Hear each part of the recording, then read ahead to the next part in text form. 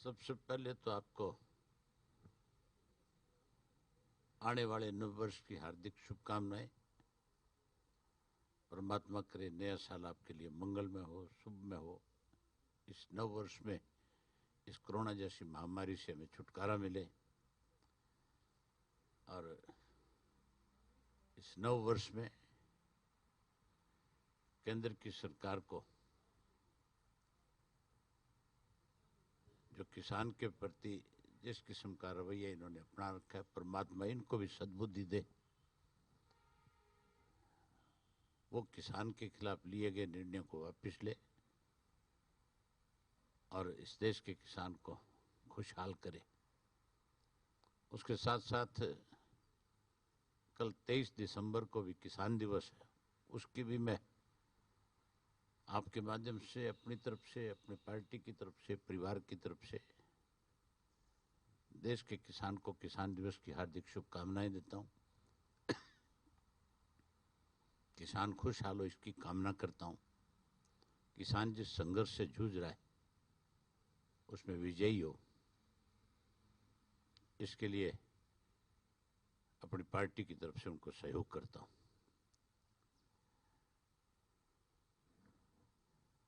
अभी 2 दिन पहले सरकार की तरफ से आज ये जो किसान एजिटेशन चल रहा है, जो केंद्र सरकार के गलत निर्णयों की वजह से इस ठिठुरती सर्दी के अंदर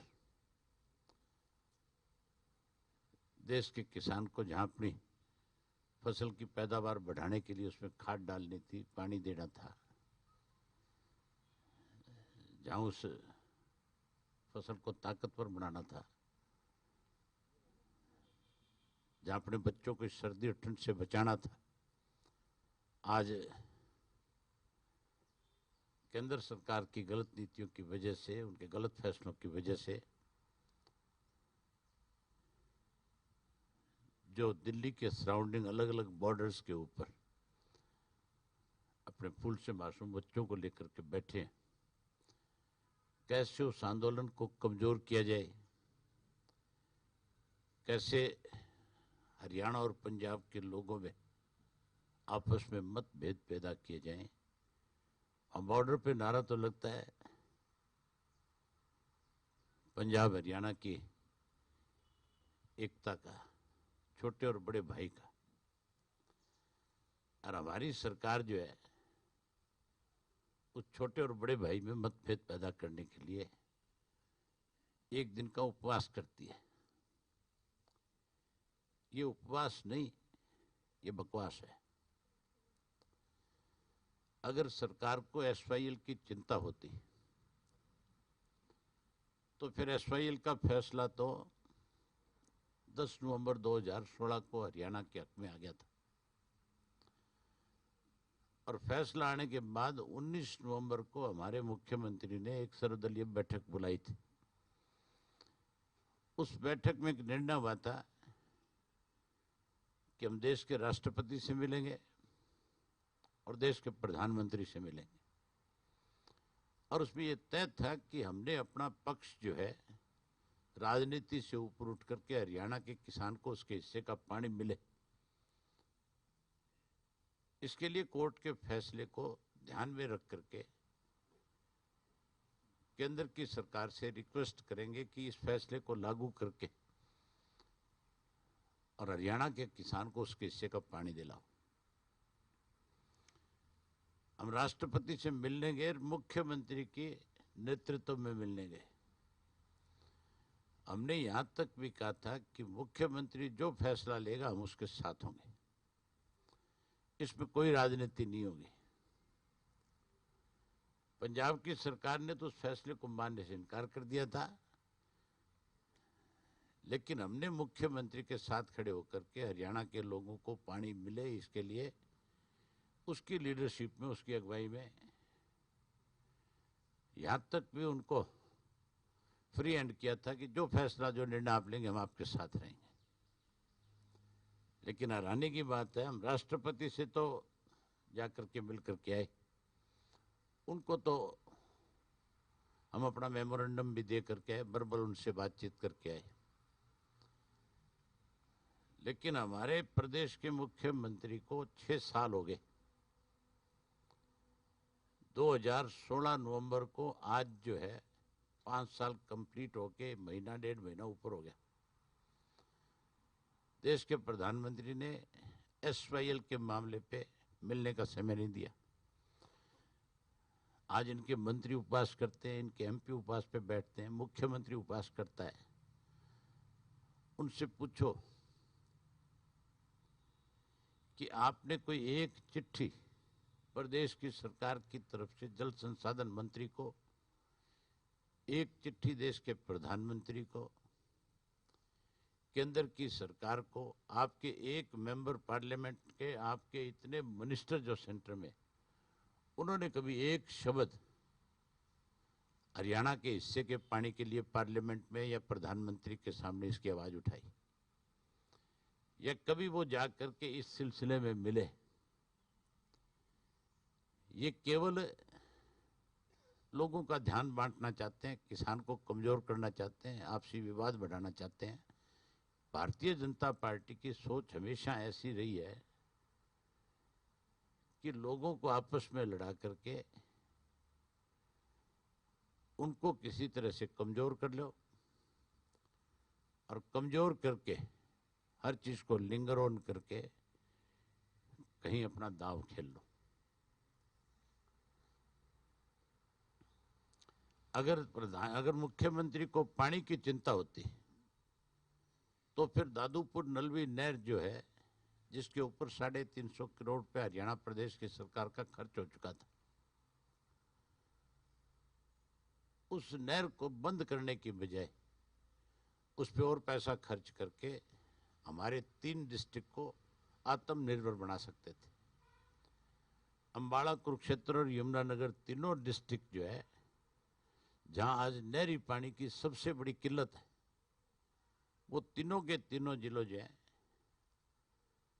टोटल नहर के पानी से वहां पे खेती पकती, किसान को सस्ता पानी मिलता, किसान के खेत में उपज ज्यादा होती, क्योंकि वो सारा पानी जो है नदी का पानी था, पहाड़ से आ रहा था। पहाड़ की जमीन का पानी जो है उसकी वैसे भी ताकत बहुत ज्यादा होती है। जिस जमीन में वो पानी नहरी पानी लगता है, उस पानी से जमीन की ताकत बढ़ती है, उसके खर्चे कम हो जाते हैं, पैदावार अच्छी होती है। लेकिन जानबूझ करके हरियाणा के प्रदेश को कैसे पानी से वंचित किया जाए, कैसे उसको बंजर किया जाए, कैसे उसकी जमीन से उसको बेदखल किया जाए, इस तरह के योजनाएं बना करके दादूपुर नलवी नहर बंद करी। SYL के बारे में कभी चिंता नहीं करी। अगर SYL के लिए किसी ने इस प्रदेश के अंदर सही मायने में चिंता करी तो जननायक चौधरी देवीलाल जी ने करी। सन 1987 में जब वो चीफ मिनिस्टर थे, उससे पहले उस नहर का निर्माण कार्य बंद हो गया था। उन्होंने नए सिरे से प्रयास किया था कि इस नहर का निर्माण हो और निर्माण होकर के हरियाणा को उसके हिस्से का पानी मिले। उसके बाद मामला कोर्ट में चला गया और कोर्ट में जाने के बाद इसके लिए अगर सबसे ज्यादा प्रयास किए तो चौधरी ओम प्रकाश चौटाला जी ने किए। उनके प्रयास की वजह से 15 जनवरी 2002 को सुप्रीम कोर्ट ने फैसला हरियाणा के हक में कर दिया था और उसमें एक आदेश दिया था भी 1 साल में पंजाब की सरकार बनाए। अगर पंजाब की सरकार इसको पूरा नहीं करती तो केंद्र की सरकार की देखरेख में फिर से 1 साल और पंजाब की सरकार को दिया जाए। अगर फिर भी नहर नहीं बनती तो फिर उसके लिए आप कोई भी सेंटर की एजेंसी की जिम्मेवारी लगाएं जो इस नहर का निर्माण करके हरियाणा को उसके हिस्से का पानी दे। उसके बाद उस वक्त की जो पंजाब की गवर्नमेंट थी, कांग्रेस की सरकार थी, captain Amarinder Singh chief minister थे, उन्होंने एक रेजुलेशन विधानसभा में ला करके ऑल पार्टीज ने उस पर सिग्नेचर करके जितनी भी ट्रीटी वाटर से संबंधित थी, पानी से संबंधित थी, वो सारी की सारी उन्होंने मानने से इनकार कर दी थी और एक्ट बना दिया था कि हम इसको नहीं मानेंगे। वो मजबूर होकर के गवर्नर को जो है राष्ट्रपति के पास भेजना पड़ा और वो राष्ट्रपति के पास जाने के बाद राष्ट्रपति ने सुप्रीम कोर्ट के पास भेजा कि मुझे इस पे आप लीगल एडवाइस करें कि मुझे इस पे क्या फैसला करना चाहिए। और 10 नवंबर 2016 को फिर सुप्रीम कोर्ट ने फैसला हमारे हक में कर दिया। उसके बाद जब हम इस पानी के लिए सरकार के सामने अपना पक्ष रख रहे थे, हम हरियाणा के लोगों के साथ सरकार जो अनदेखी कर रही थी उसको लेकर के सरकार को जहां बारी बारी से उनकी आत्मा को जोड़ने का काम कर रहे थे। मैं आपको डिटेल बता देता हूं। हमने सबसे पहले 15 नवंबर 2016 को राष्ट्रपति महोदय से एसवाईएल के बारे में चर्चा करी थी, उनसे जाकर के मिले थे। फिर 7 दिसंबर 2016 को प्रदेश के सभी विधायकों और खाप पंचायतों से एसवाईएल के निर्माण, उसके पानी को लेकर के उनसे सहयोग की अपील करी थी, जिसमें हमने हर पार्टी के विधायक, चाहे वो कांग्रेस का था, बीजेपी का था, चाहे वो मेंबर पार्लियामेंट हमारा बीजेपी का था, कांग्रेस का था, किसी भी पार्टी से था, उन सब से हमने कहा था भी इसमें हमें एक मत होकर के प्रदेश के किसान के साथ न्याय उसको पानी मिले उसके लिए लड़ना चाहिए। उसके बाद 23 फरवरी 2017 को हजारों प्रदेश के किसानों को साथ लेकर के हम शंभू के बॉर्डर पे गए थे पंजाब में, जहां से उस नहर का बंद करने का काम पंजाब की सरकार ने किया था, उसकी खुदाई के लिए। तब हमें वहां गिरफ्तार किया और हमें जेल में बंद रखा। जेल में बंद नहीं रखा, बल्कि हमारे साथ इस तरह का सलूक किया गया जैसे कोई हम आतंकवादी थे। हमें एक दूसरे से मिलने नहीं दिया जाता था, और जहां मिलने नहीं दिया जाता था वहीं खाना भी हमें जो है पेट भर भोजन नहीं मिलता था किसी को। उसके बाद 21 फरवरी 2017 को जो देश के तत्कालीन गृह मंत्री थे राजनाथ सिंह, उस वक्त के प्रधानमंत्री ने कहा था भी आप उनसे मीटिंग करो। हमने उनके सामने जाकर के भी अपनी बात रखी थी। बात नहीं रखी, मुख्यमंत्री तो उस बात को घुमा फिरा रहा था। मैंने वहां कहा था कि आपका सेंटर का जो है, जिस वकील की जिम्मेवारी सेंट्रल गवर्नमेंट की तरफ से सुप्रीम कोर्ट में लगी थी, वो भी आपका यहीं पे मौजूद है। आप उससे पूछो कि इसमें अब कोई कानूनन अड़चन है जिसकी वजह से इस नहर के निर्माण में देरी हो रही है। राजनाथ सिंह जी ने जब उनसे पूछा तो उन्होंने भी स्पष्ट कर दिया था, साफ कह दिया था कि जी कोई कानूनन अड़चन नहीं है। अगर इस नहर के निर्माण में कहीं कोई देरी है तो वो केंद्र की सरकार की वजह से है। केंद्र की सरकार चाहे तो कल ही इस पे काम शुरू कर सकती है, लेकिन उसके बावजूद इस चीज को लटका दिया गया। फिर 16 मार्च 2017 को प्रधानमंत्री से हमने दिल्ली के अंदर हजारों लोगों को साथ लेकर के गए थे, और दिल्ली में जाकर के फिर प्रधानमंत्री को ज्ञापन सौंप करके आए थे कि हमें हमारा हक दिलवाया जाए। उसके बाद देश के प्रधानमंत्री ने गडकरी से मिलने के लिए हमें चिट्ठी लिखी कि आप उनसे मिलो। हमने गडकरी के सामने भी अपना पक्ष रखा, और गडकरी साहब ने उस वक्त में यहां तक भी कहा कि जितना पैसा केंद्र की सरकार की तरफ से पंजाब को देने की बात आएगी, मैं पैसा देने में भी नहीं हिचकिचाऊंगा, उतना पैसा उनको देंगे और इस नहर का निर्माण कराएंगे। लेकिन वो आज तक वैसा का वैसा अधूरा है। उसके बाद साथियों 7 अप्रैल 2017 से 30 अप्रैल 2017 तक हमने जंतर मंतर पे लगातार धरने दिए, और वहां से भी हमारे टेंट रात को उखाड़ करके सरकार ने टेंट उखाड़ करके वहां से हमारे लोगों को हटाने का काम किया। उसके बाद फिर लगातार हमने हरियाणा प्रदेश के अंदर 1 मई से लेकर के 3 जुलाई 2017 तक एक विधानसभा के अंदर पार्टी के कार्यकर्ताओं को बैठा करके धरने पे और ज्ञापन सौंपने का काम किया देश के प्रधानमंत्री के नाम।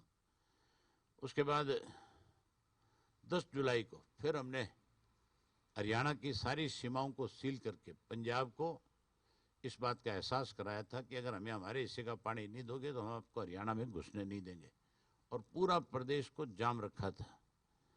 उसके बाद 30 जनवरी 2018 को भाजपा के राष्ट्रीय अध्यक्ष अमित शाह को भी एसवाईएल के निर्माण के लिए हमने एक पत्र लिखा, उसका भी कोई जवाब नहीं आया। फिर 5 फरवरी 2018 को जल संसाधन मंत्री गडकरी से एसवाईएल के मामले में मिले, वहां भी केवल आश्वासन मिला, लेकिन किया कुछ नहीं। इस तरह से हमने लगातार फिर जेल भरो आंदोलन शुरू कर दिया था। जेल भरो आंदोलन जो हमने हर डिस्ट्रिक्ट हेडक्वार्टर के ऊपर जाकर के हजारों हजारों लोगों को एक एक जिले में जेल भरो आंदोलन में शामिल करके कहीं 20,000 की, कहीं 30,000 की, कहीं 50,000 की गिरफ्तारियां दी। लेकिन सरकार ने उस वक्त कभी उपवास नहीं किया। कभी इस सरकार ने नहीं सोचा कि हरियाणा के प्रदेश के किसान के साथ कोई अन्याय हो रहा है और उसको कैसे न्याय मिले, इसके लिए तुम्हारी क्या जिम्मेवारी है। अब नाटक करते हैं, नौटंकी करते हैं। अब उपवास के नाम के ऊपर अखबारों में खबर छपवाते हैं। किसी तरीके से हरियाणा और पंजाब के किसान में मतभेद पैदा करना चाहते हैं। जिस किस्म के ओछे हथकंडे इन्होंने अपनाए हैं, उससे ये अपने इस योजना में कामयाब नहीं होंगे। किसान और ज़्यादा मजबूत होकर के अब आने वाले समय में केंद्र की सरकार को इस बात के लिए मजबूर करेगा। और बड़ी संख्या में किसान वहाँ जाएंगे और जाकर के केंद्र की सरकार को मजबूर करेंगे और हर हालत में इस किसान दिवस पे कल शपथ लेंगे कि हम तब तक इस आंदोलन को इसी तरह जारी रखेंगे जब तक किसान के साथ न्याय नहीं हो जाएगा, तीनों कानून वापस नहीं हो जाएंगे। मैं अपनी पार्टी के सभी साथियों को आपके माध्यम से फिर एक बारी कहना चाहूँगा कि अगर आप चौधरी देवीलाल की नीतियों में विश्वास और भरोसा रखते हो तो इस किसान आंदोलन को और मजबूत करने के लिए आप हर घर से एक व्यक्ति की अपने की जिम्मेवारी लगाओ, जो जा कर के उस न केवल आंदोलन को अपना समर्थन दे, बल्कि जो पंजाब से, गुजरात से, राजस्थान से, उत्तर प्रदेश से, अलग अलग राज्यों से, मध्य प्रदेश से जो किसान आया हुआ है, उसमें एक विश्वास पैदा करो कि हम चौधरी देवीलाल की धरती के रहने वाले हैं, हम उनके पार्टी में विश्वास और भरोसा रखने वाले हैं, हम उनकी नीतियों को आगे बढ़ाने वाले हैं। हम अपनी तरफ से